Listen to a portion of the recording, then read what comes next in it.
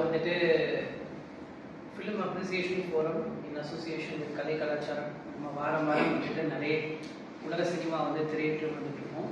So போன வாரம்னா வந்துட்டு பெரியார் படத்தை பற்றி நம்ம பார்த்தோம்.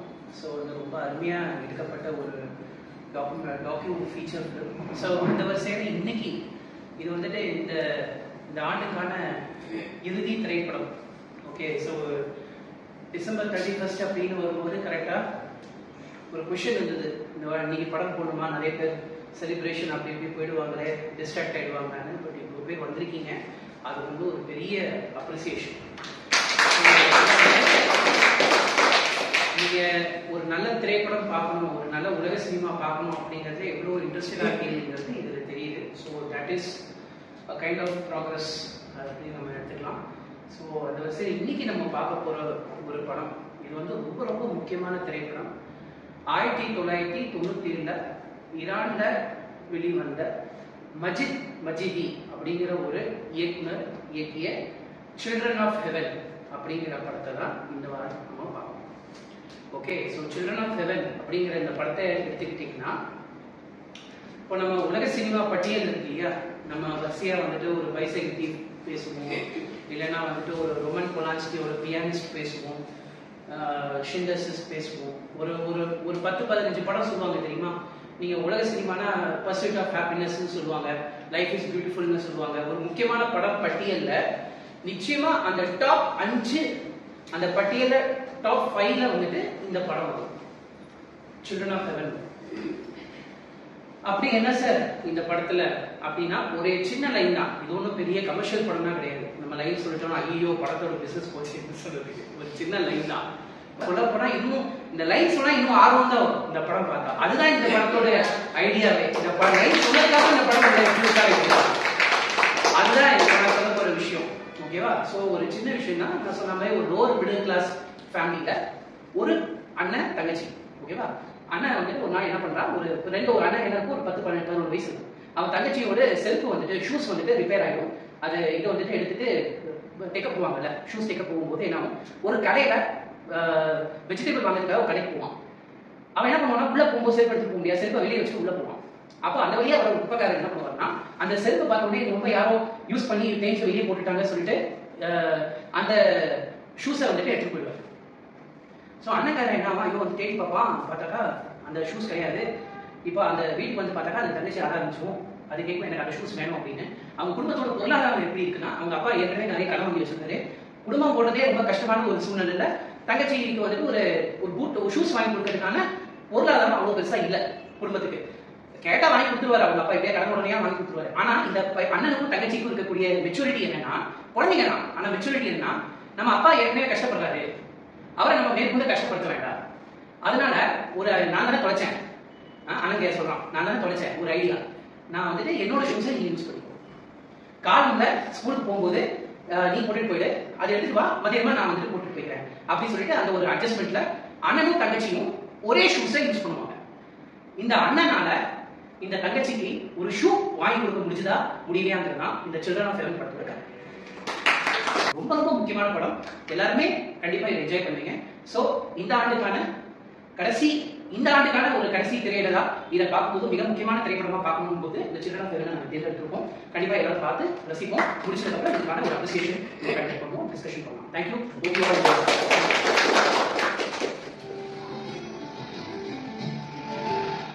சின்ன விஷயம் தான், இந்த திரைப்படத்தை பற்றி பேசும்போது மஜிதியோட இந்த சில்ட்ரன் ஆஃப் ஹெவன் பற்றி பேசும்போது என்ன படம் இல்லை, ஒன்றுமே இல்லையே, ஒன்றுமே இல்லை, சின்ன லைன் தான், ஒன்றுமே இல்லையே, எவ்வளோ ட்ரையாக எடுத்து போயிட்டாரு. ஒரு குத்துப்பாட்டு இல்லை, ஒரு ஹீரோயிசம் இல்லை, ஸ்லோ மோஷன் இல்லை, ஃபைட் இல்லை, பச்சடையெல்லாம் இல்லை, ஏன் இவ்வளோ ட்ரையாக எடுத்துட்டாரு? இப்போ நிறைய பேர் அது ஒரு வெளியில் ஒரு பதிவு வந்தது, மியூசிக்கு இன்னும் கொஞ்சம் சேர்த்திருக்கலாமோ, சேர்த்திருந்தா இன்னும் கொஞ்சம் டஃப்பாக இருந்திருக்கும், படம் வைப்ரண்டாக இருந்திருக்கும். ஸோ இது வந்துட்டு இந்த புரிதலுக்காக தான் இந்த படம். அதாவது பில்டப் கொடுக்குறது, அந்த பில்டப்பை வந்துட்டு பூஸ்ட் பண்ணி வருது, அது ஒரு டைப் ஆஃப் ட்ரீட்மெண்ட் ஒரு ஃபிலிம்ஸில். அது பண்ணுறது வந்து ரைட்டாக தப்பாங்கிற டிஸ்கஷன் இருக்குது வேறு. ஆனால் ஒரு படத்தை சிம்பிளாக இவ்வளோ அழகாக ப்ரெசென்ட் பண்ணலாம் அப்படிங்கிறதுக்கான எடுத்துக்காட்டு இந்த திரைப்படம். ஒரு சின்ன லைன், அந்த லைன் இப்போ இந்த படத்தோட லைன் நான் முன்னாடி சொல்லிட்டேன், முன்னாடியே பதிவு வந்திருந்தது, அந்த லைன் ஸ்டோரி வந்துட்டு நான் சொன்னேன் தெரியுமா, இது ஆரம்பிக்கிறதுக்கு முன்னாடி இன்ட்ரடக்ஷன் இதுலேயே சொன்னேன். இந்த படத்தோட கதை சொல்லிட்டா கூட இந்த படம் வந்து பெருசாக பாதிக்காது. ஏன்னா இந்த படத்தோட இந்த எமோஷனல் கண்டென்ட் இன்னொன்று அது கொண்டு போன விதம். இந்த படம் ரொம்ப முக்கியமான ஒரு டாபிக். இந்த இதில் பேசுறதுக்கு நிறைய இருக்குது. இந்த படத்தை பற்றி பேசுறதுக்கு இந்த படம் இம்பாக்ட் கொடுத்ததுக்கு ரீசனே ஒரு சிம்பிளிசிட்டி தான். நல்ல கிரேட்டஸ்ட் மூவிஸ் நீங்கள் எடுத்து பார்த்தீங்கன்னா, if you take world cinema or any international cinema, கண்டிப்பா சிம்பிளிசிட்டியில அவங்க கான்சன்ட்ரேட் பண்ணியிருப்பாங்க. ரொம்ப பெரிய விஷயங்கள்லாம் போட்டு ரொம்ப லேயர் பை லேயர் தான் ஒர்க் பண்ணியிருக்கேன், பயங்கரமா நான் கொண்டாட்டிவா ஒர்க் பண்ணியிருக்கேன், டினோட்டேட்டிவ் சின்டெக்ஸ் வச்சிருக்கேன், மெட்டாஃபோரிக்கலா நான் பண்ணியிருக்கேன், இதெல்லாம் இல்லாம இதை நீ சொல்லப்பட்ட நான் சொல்றேன். நான் சொல்றேங்கிறது நான் ஒரு ஆடியன்ஸா நான் சொல்லணும், ஓ இதுல இந்த மீனிங் இருக்கக்கூடாது அப்படிங்கிறது. நான் இப்படி வச்சிருக்கேன், உனக்கு புரியலன்னா உனக்கு புரியல அப்படி சொல்றது வந்துட்டு ஒரு இன்டெலிஜென்ட் ஃபில்ம் மேக்கிங் கிடையாது. மேபி இது சப்ஜெக்டிவா இருக்கலாம், மேபி இது டிஃபர் ஆகலாம். சப்ஜெக்டிவ் அதுக்காக தான் நான் ஒரு விஷயத்த சொல்றேன். சிம்பிளான ஒரு விஷயம், எல்லாருக்கும் புரியணும், எல்லாருக்கும் கண்டிப்பா. நீங்க எவ்வளவு பேர் ஈரான் போயிட்டு வந்திருக்கீங்க, நீங்க எவ்வளவு பேருக்கு ஈரான் ஹிந்தி தெரியும், ஆனாலும் இங்க உட்காந்து பெர்ஷியன் எவ்வளவு பேருக்கு தெரியும்? there is no connection. I mean there is no need to know that language. நம்ம அதானே இவ்வளவு இந்த ஃபோரம்ல பார்த்துட்டு வந்துருக்கோம். நம்ம பார்த்த எல்லா முக்கியமான படங்களுமே மொழியை தாண்டி நினைக்கிற ரீசன் என்ன, சினிமாக்கு மொழி தேவையில்லை, சினிமாவே ஒரு மொழி. இதுதான் தியரி ஆஃப் செமியாலஜின்னு ஒன்று சொல்றோம் நம்ம இங்க வைக்கணும். அதாவது கிறிஸ்டியன் பெல்ஸ்னு ஒரு ரைட்டர், ஒரு தியரிஸ்ட் அவர் சொல்லியிருப்பாரு, அதுதான் பின்னாடி வருது. அது ஒரு புரிதலை அண்டர்ஸ்டாண்ட் பண்ணிக்கிறது தான். நம்ம எல்லா படமும் நம்ம இந்த ஃபெஸ்டிவல் என்ஜாய் பண்றோம், வார படங்கள் என்ஜாய் பண்றோம், எல்லாமே என்னன்னா எமோஷனை கை வச்சுக்கலாம். இந்த குட்டி பசங்க எல்லா ஊருக்கும் இந்த குட்டி பசங்க தானே, இல்லை உங்க ஊர்ல குட்டி பசங்க வேற மாதிரி இருக்காங்க, எங்க ஊர்ல வேற மாதிரி இல்லையே.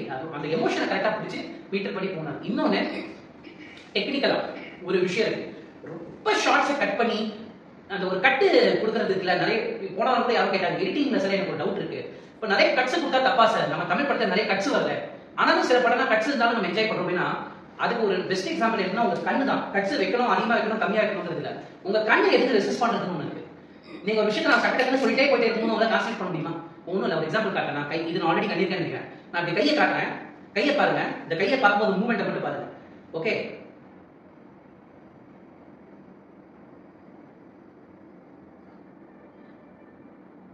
எவ்வளவு வந்தது?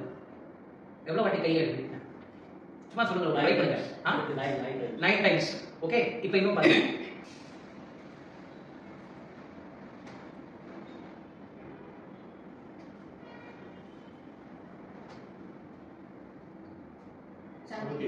எது ஈஸியா இருக்கு? எது ஈஸியா இருந்தது?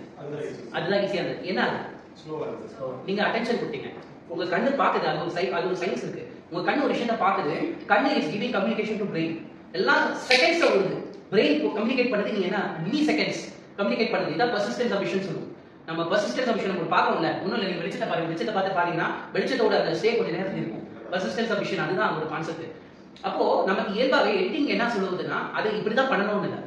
ஒரு படத்தை நம்ம கனெக்ட் பண்ணணும்னா கொஞ்சம் டைம் கொடுக்கணும். நம்ம ஒரு விஷயத்தை அந்த பையனோட எமோஷனுக்குள்ள அந்த கதைக்குள்ள நமக்கு எவ்வளவு நேரம் அந்த பேசிங் வச்சிருந்தாரு, எவ்வளவு நேரம் நம்மள ஸ்டே பண்ண வச்சாரு, எவ்வளவு நேரம் நம்மள பார்க்க வச்சாரு. அதே மாதிரி அந்த லேண்ட்ஸ்கேப் படம் பார்த்தீங்கன்னா மேக்ஸிமம் இன்டோர், ஸ்கூலு வீடு சுத்தி போன தெருக்கள். ஆனா கட் பண்ணி எடுத்து அந்த சிட்டியை காட்டணும். எதுக்கு அந்த அப்பாவும் பையனும் அந்த சைக்கிள் வரும்போது அவ்வளவு அந்த பெரிய சிட்டியை காமிச்சு வரணும்? ஏன்னா அங்க இருக்கிற வாழ்க்கை என்ன, அந்த ஈரான்ல இருக்கிற சிட்டிஸ் எப்படி இருக்கும், அவங்க கல்ச்சர் என்ன, அவங்களோட பொலிட்டிக்கல் ஜியோகிராஃபி, அவங்க ஜியோகிராஃபி என்ன, பொலிட்டிக்கல் ஐடியாலஜிஸ் என்ன, இது நமக்கு கனெக்ட் ஆகும்ல. சோ அதான் சொன்னேன், எந்த உலக சினிமாவும் இதை கண்டிப்பா பண்ணும். ஒண்ணு அவங்களோட லேண்ட்ஸ்கேப், ரெண்டாவது உணவு பழக்கங்கள், சாப்பாடு பழக்கம். நீங்க பாத்தீங்கன்னா முதல்ல ஷார்ட்ல பார்த்தா அந்த பையன் வீட்டுல சாப்பாடு சப்பாத்தி எவ்வளவு பெருசா பண்ணுவாங்க, ரொட்டி எவ்வளவு பெருசா பண்ணுவாங்க ஈரான்ல. அதே மாதிரி அந்த டீ பாத்தீங்கன்னா அந்த சுகர் இது இருக்குன்னு தெரியுமா, அது போட்டுட்டு அவங்க ஊர்ல அப்படிதான் டீ குடிப்பாங்க, நமக்கு எப்படி தெரியும்? அது பார்க்கும்போது தான் நமக்கு தெரியுது. அதே மாதிரி social political situations, cultural aspects எல்லாமே வந்துட்டு ஏன் அந்த ஊர்ல பொண்ணுங்களுக்கு காலேஜ் ஸ்கூல் வைக்கிறாங்க? ஏதாவது யோசிச்சீங்களா? அதான் கேட்கலாம். ஏன் பசங்களுக்கு காலை வைக்க வேண்டியதானே, பொண்ணுங்களுக்கு ஏன் காலை வைக்கிறாங்க? கரெக்ட் சொல்லிட்டாரு, கரெக்டா. காலையில ஸ்கூல்ல முடிச்சுட்டு மதியானம் போனா வீட்டு வேலை. இன்னொன்னு, மதியானம் ஸ்கூல் ஆரம்பிச்சுனா சாயங்காலம் வரைக்கும் போகும். சாயங்காலம் அப்புறம் குழந்தைங்க வீட்டுக்கு வராது. விளையாடிட்டு வரும்போது அவங்க ஊரோட கல்ச்சர் என்னன்னா, பொண்ணுங்க சாயங்காலத்துக்கு நேரம் வெளியில வரக்கூடாது. புரியுதா உங்களுக்கு? அவங்களோட ஊருக்கு கட்டுப்பாடு என்ன, பொண்ணுங்க முதல்ல படிக்கவே கூடாதுன்னு சொல்லுவாங்க. நிறைய இல்ல, பொண்ணுங்க படிக்கணுங்கிறது ஒரு பேசிக் இதா வந்துருச்சு. அப்ப கூட என்னன்னா காலையில படிச்சுட்டு அங்க எப்படின்னா பொண்ணு அதே ஒரு வேற ஒரு இரானியன் படத்தை பார்த்திருக்கேன். பையனும் பொண்ணும் படிக்கும் போது பையன் சுமாரா படிச்சாதான் திட்டுவாங்க, பொண்ணு கொஞ்சம் முன்னாடி படிச்சாலும் கவலை இல்லை. அவங்களோட கான்செப்ட் பொண்ணு எப்படின்னா என்ன, அவ கடிதா பண்ணிட்டு வேற இடத்துக்கு போதானே போறாங்கிற ஒரு தாட் இருக்கு. இது அவங்க ஈரான்ல இன்னொரு விஷயம் என்ன பதிவு பண்ண விஷயம், அவங்க படமே பண்றதுக்கு தடை விதிச்சிருக்காங்க. ஈரான்ல அவங்களோட மதத்தோட சார்ந்த நம்பிக்கை என்னன்னா, சினிமாங்கிறது ஒரு பித்தலாட்டம். அவங்களோட நம்பிக்கை சினிமாங்கிறது ஒரு பித்தலாட்டம். அப்ப அவங்க ஜன்னத்துக்கு போய் சேர மாட்டாங்கன்னு சொல்லுவாங்க. ஜன்னத்துனா ஹெவன், சொந்த பிராப்தம் கிடைக்காது அப்படின்னு. அப்போ அங்க இருக்கிற டைரக்டர்ஸ் என்ன பண்றாங்கன்னா இந்த வாழ்க்கையை இந்த அன்றாட மனிதனோட வாழ்க்கையில இருக்க பிரச்சனை எப்படி உலகத்துக்கு போய் சேர்த்துது. அப்ப அவ எடுக்கலாம் படத்தை தெரியுமா, எனக்கு ஜெயிலுக்கு போட அப்போ சந்தோஷமா போடும். நான் ஜெயில சந்தோஷமா போயிருக்கேன். அப்படிதான் ஒரு முக்கியமான டேரக்டர் ஜாஃபர் பனின்னு ஒரு டேரக்டர், அபாஸ் கஸ்டமியோட அசிஸ்டன்ட். ஜாஃபர் பனி என்ன பண்ணா தெரியுமா, அவர் அரெஸ்ட் பண்ணி வச்சிருந்தாங்க. உங்களுக்கு தகவலுக்காக சொல்றேன். அவர் என்ன பண்ணாருன்னா வீட்டுக்குள்ளே இருக்காரு சார், வீட்டுக்குள்ளே இருக்காரு. வீட்டுக்குள்ளே என்ன பண்றாரு தெரியுமா, அவர் அசிஸ்டன்ஸ் எல்லாம் ரெடி பண்ணிட்டு அவங்களுக்கு இன்ஸ்ட்ரக்ஷன் கொடுத்து அவங்க படம் எடுக்கிறாரு. அவரை வச்சே டாக்குமெண்ட்ரி பண்ணிட்டாரு. அவரை வச்சே டாக்குமெண்ட்ரி பண்ணி அதே கான்ஸ்ல அனுப்பிட்டாரு கான்ஸ்பிளம் ஃபெஸ்டிவலுக்கு. அதை நம்ம ஜெயிச்சிருச்சு.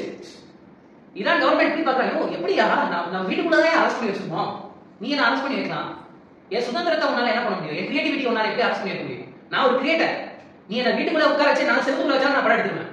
அவன் ப்ரூவ் பண்ணி காமிச்சான், ப்ரூவ் பண்ணி காமிச்சது மட்டும் இல்லாம அவர் ஒரு ஐடியாலஜி கிரியேட் பண்ணாரு.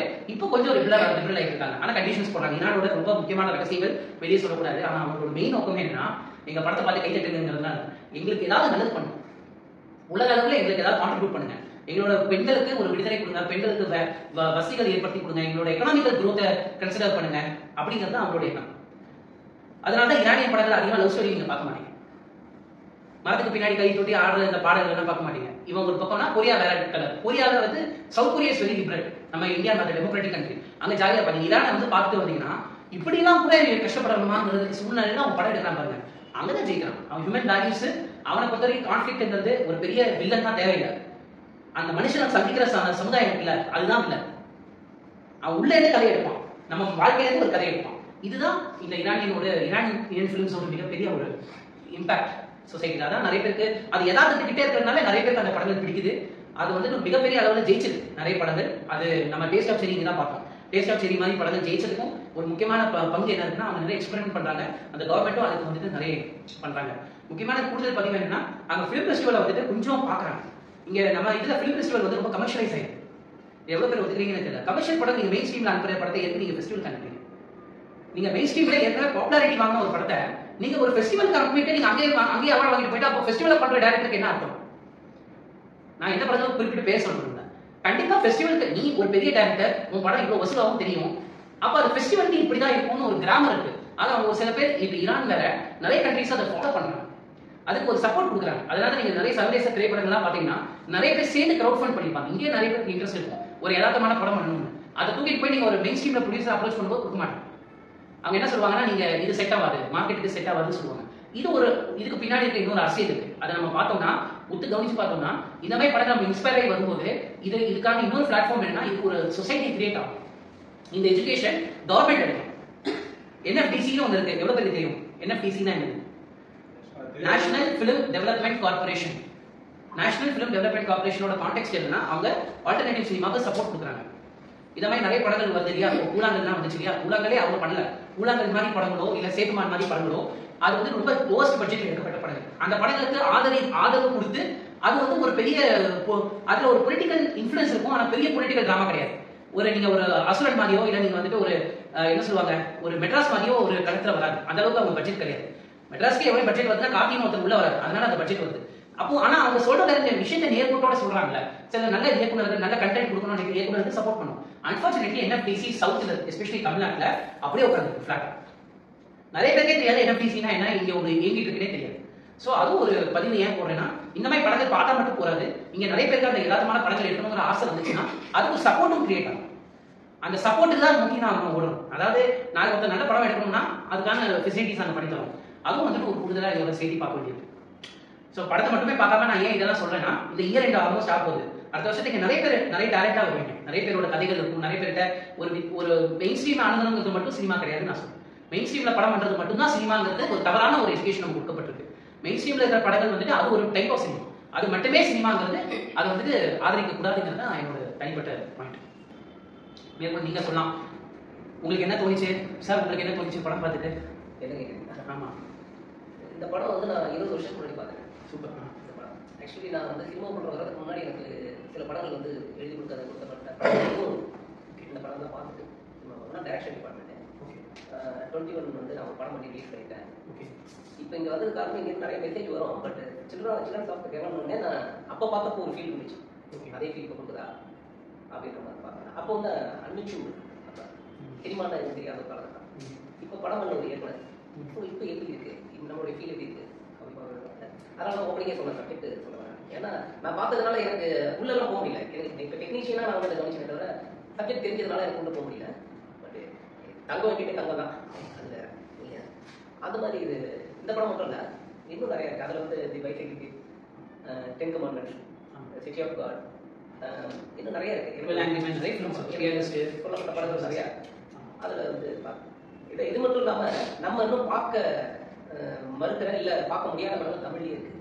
வீடு, பசி, தண்ணீர், இந்த படம்லாம் இந்த நமக்கு இருக்கு. நமக்கு அடுத்த ஜென்ரேஷனே பார்த்துக்க மாட்டாங்க. இவங்கெல்லாம் அதுக்கு அடுத்த ஜென்ரேஷன். பொதுவாக அதாவது அதுக்கு ஒரு கைத்தட்டல் அந்த வீடுன்னு ஒரு படத்தை அது ரொம்ப முக்கியமான பதிவு. ஏன்னா அவர் சொன்னது உண்மை. நிறைய பேருக்கு அவரோட அந்த டைம்லேயே சார் 80s வந்து அந்த காலகட்டத்திலே நிறைய பேருக்கு வீடு வந்துட்டு பார்த்துக்க மாட்டாங்க. நிறைய பேருக்கு வந்துட்டு ஏன்னா அது வந்துட்டு அப்போ என்ன சொல்லுவாங்கன்னா எங்கள் அப்பா டைம்லேயே சொல்லுவாங்க புதுகை டிவியில் போடுவாங்க அந்த படத்தை நேஷனல் அவார்டு வாங்கின படங்கள்னு சொல்லிட்டு போடுவாங்க. என்னடா இது இளையராஜா அந்த டைம்ல வேற மாதிரி ஸ்போர்ட் பண்ணிட்டு இருந்தாரு. இளையராஜா ஒரு பாட்டுக்காகவே படம் ஓடின காலகட்டம் அது. நல்ல வேலை அப்போனா வந்துட்டு இந்த ஓடிடி அதெல்லாம் வரல. அதனால அந்த டைம்ல வந்துட்டு படத்தை தேட்டர்ல போய் பார்க்குற ஒரு சூழ்நிலை இருந்ததுனால எல்லா தேட்டர் தான் போவாங்க. அப்போ இளையராஜா சாரே வந்து ரொம்ப மினிமலிஸ்டிக்கா ரொம்ப அழகா எங்க தேவையோ அங்கதான் வந்துட்டு அந்த மியூசிக் போட்டுருப்பாரு. அது நீங்க இப்ப சொன்னதால அதுக்கான பதிவா ஒரு ஆடட் பாயிண்டா நான் ஆட் பண்றேன். இப்போ இந்த செல்வசாமி கேமரா எடுத்துட்டோம்னாக்க எப்பயுமே நம்முடைய சுகம் துக்கத்தை வந்து சூழ்நிலை தான் நிர்ணயிக்கும். அதே ஷூ பிரச்சனையை வந்து ஒரு அம்பானி பிள்ளை வச்சு நம்ம ப்ளே பண்ணவே முடியும். அப்படி ஒரு கஷ்டப்படும் குடும்பத்தை ஃபேஸ் பண்ணிதான் ஒண்ணுமே இல்லை. ஒரு 100 கோடி ரூபாய் ஆளுக்கு ஒன்று கொடுத்தா உங்களை சந்தோஷப்பட வைக்க முடியும் இல்லையா? அதே 100 கோடி ரூபாய் அடிக்க அங்கே வேணாம் உங்களை ஓட வைக்க முடியும். ஸோ சின்ன எக்ஸாம்பிள், ஒரு வாரம் உங்களை ரூம்ல போட்டு கூட்டி வச்சு சாதம் தண்ணியில் எதை விட கொத்து குழம்பு வைக்க இருக்கீங்க. இப்போ தோந்தாச்சு இந்த ரூம்ல பிரியாணி பாயா சாப்பாடு எல்லாம் இருக்கு. இந்த ரூம்ல 50 கோடி 100 கோடி வயிறு போட்டு ஒரு இருக்கு. எந்த ரூம் தோந்தாலும் உள்ள போய்க்கலாம். 10 நாள் அங்கே இருக்கணும்னா எந்த ரூம் சூஸ் பண்ணீங்க? நம்ம எல்லாம் சாப்பாடு ரூம் தான் சூஸ் பண்ணுவோம். அப்போ நமக்கு சந்தோஷம் சாப்பாடு மட்டும்தான். ஒன்று பொருள் போகிறாங்க. அதே போல சூழ்நிலை தான் நம்மளுடைய சந்தோஷங்களையும் நம்மளுடைய துக்கங்களையும் ஒரு சின்ன நம்ம படைக்கும் படைப்புகள் சூழ்நிலையை பொறுத்து தான் எல்லாமே. அந்த சூழ்நிலையை நம்ம தான் கிரியேட் பண்ணணும், நம்ம தான் அதை பண்ணணும், அதை நேர்த்தியாக பண்ணணும். அந்த மாதிரி நிறைய அந்த விஷயங்களை நம்ம தேடி கலந்து கண்டுபிடிச்சு அவருக்கு பார்க்கணும். அதே போல இந்த படத்துல ஹீரோயிஷன் இருக்கு. ஹீரோ தான் இல்லையே தவிர ஹீரோயிஷன் ஹீரோயிஷன் ஆம்பளைக்கு மட்டும் உண்டான ஒரு இதுவே கிடையாது. நத்தையை மையப்படுத்தியதுனால அந்த நத்தைக்கு தான் ஹீரோயிஷன், நதியை மையப்படுத்தியதுனால அந்த நதி தான் ஹீரோயிஷன். இங்க அந்த பையனுக்கு தான் ஹீரோயிஷன். இதுல இன்னொரு விஷயம் நீங்க எல்லாம் கவனிச்சிங்களா இல்ல கவனிக்க வந்தீங்களான்னு தெரியல. அடுத்த கட்டம் ஒன்று உண்டு. எதா இருந்தாலும் அவன் ஷூ பிஞ்சு போயிடுச்சு. அடுத்து என்ன யோசிச்சிங்களா? அவர் வருவார்ல அந்த ஷூ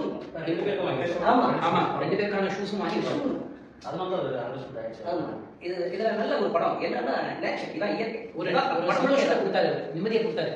அவங்க என்னதான் ஆனாலும் குழந்தைங்க அந்த பையன் அது வாங்கினா கூட அவங்க அப்பா வாங்கிட்டாரு பாத்தீங்களா? அந்த ஒரு விஷயத்த வந்துட்டு அழகா வந்து பதிவு பண்ணிருப்பாரு. அந்த ஷார்ட் ரொம்ப சிம்பிளா காமிச்சிட்டு போயிருப்பாரு. அங்க ஒரு ஜூமிங்கோ இல்ல ஒரு ட்ராக்கிங்கோ எதுவுமே கொடுக்காம சாதாரணமா காமிச்சிட்டு அந்த இன்சர்ட்ல நார்மலா கேமரா காமிச்சிட்டு போயிருப்பாரு. இந்த படத்துல ஒரு பெரிய ஹைலைட் எல்லாமே சிம்பிளா காமிச்சாங்க. எஸ். சோ ரொம்ப சந்தோஷம். இந்த ஆண்டோட முடிவு கிட்ட வந்துட்டோம். சோ முடிவுங்கிறத விட நான் என்ன சொல்லலாம்னா நம்மளோட பாதைகளோட இன்னொரு பகுதிக்கு நம்ம போறோம். அடுத்த வருடம் இன்னொரு சிறப்பான வருடமா அமையும். இன்னும் நிறைய நல்ல படங்களும் பார்ப்போம். அதே மாதிரி எல்லாருமே உங்க துறையில நீங்க ஜெயிக்கணுங்கிறது என்னோட ஆசை. அதனால இந்த 2024 எல்லாருக்கும் ரொம்ப சந்தோஷமானவும் இனிமையாகவும் ஒரு ரொம்ப வெற்றிகரமான வருடமா அமையுங்கிறது நான் வந்துட்டு எல்லாருக்கிட்டையும் மனசார பிரார்த்திச்சுக்கிறேன். உங்களை எல்லாருமே வாழ்த்துறேன், மனசார வாழ்த்துறேன். ஸோ எல்லாருமே wish you all a very very very happy new year. Happy சேஃபா என்ஜாய் பண்ணுங்க, சேஃபா இருங்க. கொரோனாவோட கேசஸ் அதிகமா போயிட்டு இருக்கிறதுனால அது ஒரு அச்சுறுத்தல் இருக்கு. மாஸ்க் கண்டிப்பா போடுங்க. எங்க போனாலும் சுகாதாரத்தை மெயின்டைன் பண்ணுங்க, சேஃபா. Okay, thank you so much.